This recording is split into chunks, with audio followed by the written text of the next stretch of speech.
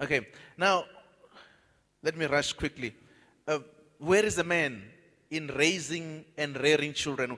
Where is the man? And this is one area that black men find themselves absent in terms of raising their own children. Now, being a parent is not just about donating or depositing a cell to a woman. You know, that's not whatever.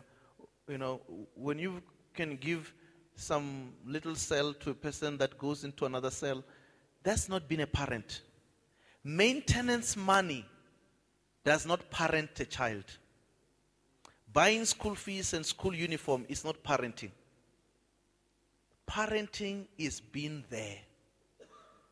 Is being there, getting involved in the day-to-day lives of your children. Proverbs 22 verse 6, train up the child in the way he should go, and when he's old, he will not depart from it. The Bible says, train them up. Training is not like teaching. It's not theoretical. It's not just throwing knowledge. Training is making the lessons practical. What the Bible is saying, be involved. Show the children practicality of life so that when they leave home, they know how to live. Get involved in the life of your children. The fact that you bring money does not, too many of us are permitting business and professional things to keep us away from our children. We think our children needs labeled jeans and all the fancy things. What our children need is our presence, us being there, instead of our presents, the things that we buy for them. They need us. They need us getting involved. They love it. This is what the children need more than anything else. I used to think, we need to take children to these fancy theme parks and all of those things.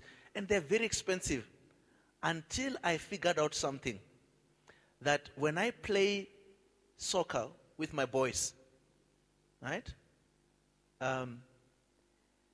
They are so excited. It's much more important than going to some of these theme parks and pay a lot of money.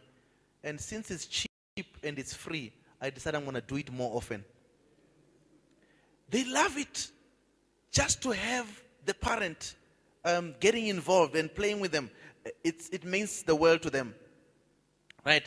Now, many of our parents would like our children to turn out good, but we don't practice what we preach.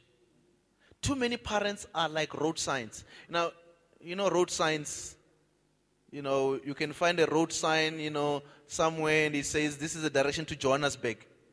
But the road sign has never been to Johannesburg, right? It has been staying there the same place. And this is many of us as parents are like road signs. We have never been to what we are telling our children to be. Right?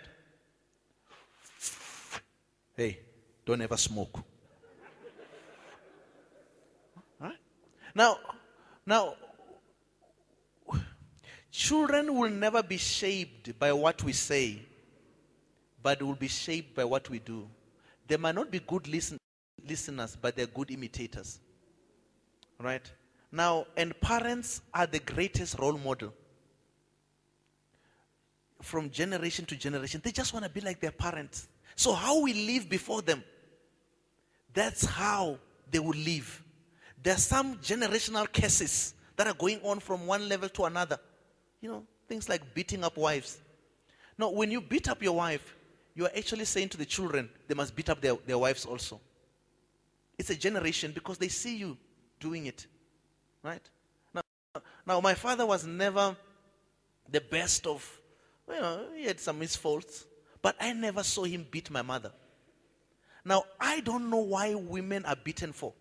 I don't know what are the reasons they're beaten for. Maybe my wife has done things for her to be beaten, but because I never knew. Because my father never showed me. Right?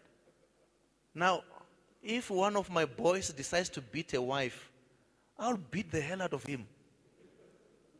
Right? Because where does he learn it from?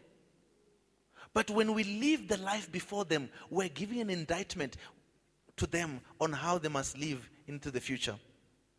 Now, do we love our children? How do we show that we love our children? What is the thing that we can do to show we love our children? We buy them things. We tell them we love them.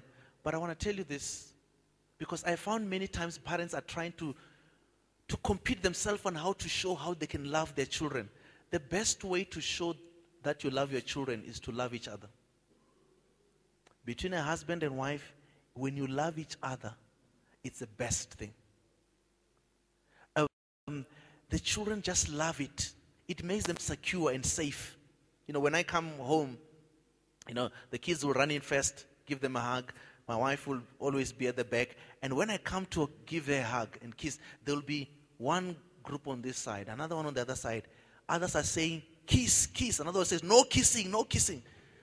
And when I finally kiss her, and the elder one will say, hey, age restriction, it's too long.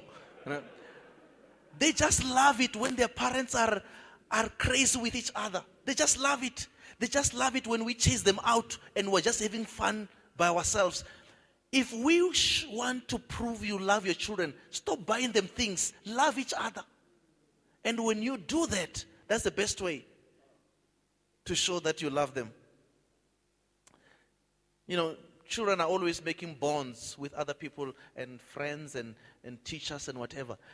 Whoever is going to make the strongest bond is the one who's going to influence the child. And too many of us as fathers have distanced the issue of parenting. And we're never involved. And who is the strongest bonds is their friends. That's why they end up with drugs. That's why they end up with whatever.